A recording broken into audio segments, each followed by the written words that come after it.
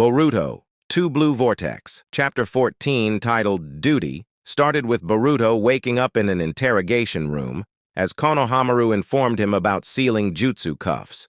No matter what jutsu he tried to use, it doesn't work. After understanding situation, Boruto asked Konohamaru about enemies and shinobi's status.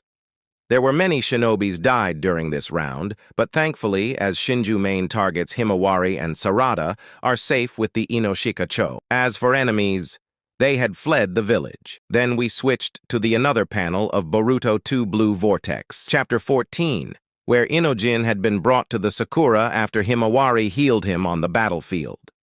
Sakura was surprised how well Himawari had healed him. As for Inojin's condition, while he was unconscious, she was certain bringing him back to normal. Just as Boruto interrogation started, we moved to the next panel where Ada, Demon, and Kawaki seem to be chatting with Boruto about to be interrogated. As Demon tries to scare Kawaki, what would he do if his secret was unveiled during the interrogation? Nevertheless, Kawaki tried acting nonchalant, claiming that no matter what happened, the fault is of Boruto for endangering the 7th Hokage's life. As a dangerous Otsutsuki inside in its body could come out at any moment and bring out rampage to this world. The only option is to kill him after getting intel that he had about those mysterious monsters. This indicates that Kawaki not going to let its back off and wants to kill Boruto as soon as possible to protect Naruto and the shinobi world. Then this chapter finally focused on the interrogation. As for the interrogation, Boruto revealed everything about the Shinju, that they were the divine trees who had acquired self-consciousness. They reflect the chakra and appearance of whoever was devoured by the claw grime. With that in mind, Hidari was based on Sasuke Uchiha, and Matsuri was based on Moegi Kazamatsuri. In addition, Boruto also revealed how the Shinju had their individual targets. Matsuri was after Konohamaru, and Hidari was after Sarada.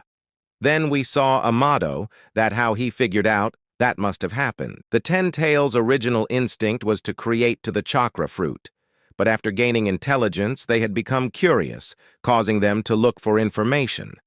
Hence, by devouring Sarada, Himawari, and Konohamaru, the Shinju wished to obtain information. However, all the Shinju were being instigated by their ringleader Jura.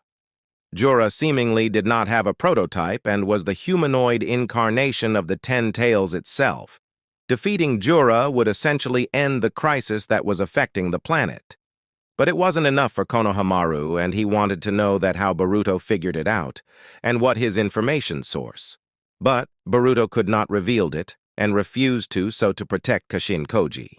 The elders did not like this stance. Hence, they start threatening Boruto.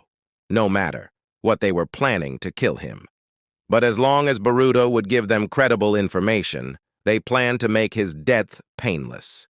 They were especially keen on learning why Boruto killed Naruto Uzumaki. In response, Boruto revealed that the 7th Hokage and his wife were alive and somewhere safe. That's when Ibiki started to make his move, as he had been itching to beat up Boruto ever since he heard about Naruto's death. Just then, after questioning his own memories, Shikamaru wants to protect Boruto at any cost and contacted Ino for help. But, however, Ino rejected Shikamaru's request. As in the next panel of this chapter, we saw Ibiki Morino take action, and hence he started beating up Boruto hoping for getting some valuable information. Just then, Shikamaru stopped interrogation, claiming that Boruto would not break from pain, but could break his stance upon poisoned. Therefore, Shikamaru proposed to summoning Mitsuki and used his snake poison against Boruto, as Konohamaru suggested to not do that, as Mitsuki lose his cool and tries to kill Boruto the moment he saw his face. But Shikamaru take all responsibility and says we need to do that and call Mitsuki. In the next panel, we saw Ada told Kawaki that Boruto wants to protect Kawaki's standings in Konoha, even by taking the risk of his own life, and Demon seemed to be confused, as he can't get it why Boruto protecting Kawaki. Soon after, in the next panel, we saw Mitsuki arrived in the interrogation room. Just before he entered in the room, Shikamaru handed something to him, and asking him to stay calm and focus on the mission. The moment Mitsuki entered the room, Boruto mocked him by saying, "Are you still idiotically searching for your son?" This moment allowed Mitsuki to act like he was triggered, attacking Boruto using his Sage mode. Fortunately, it was all part of Boruto's escape plan, as Mitsuki freed him from his cuffs by using one of his snakes and also informed him about the location of his personal belongings.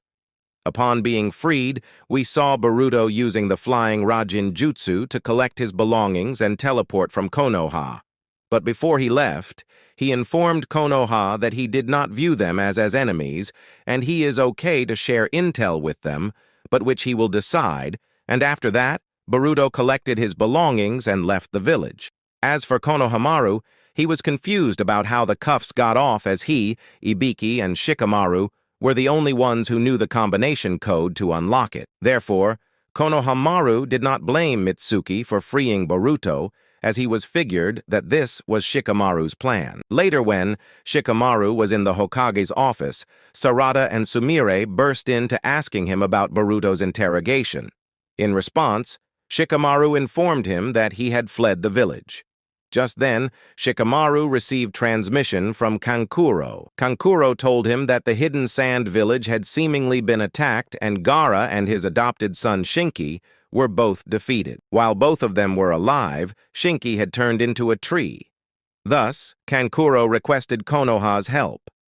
After a moment, in a Shinju hideout, we saw the fifth Shinju was finally woke up and was named Ryu by Jura. With this, it was confirmed that Ryu's base model was Shinki.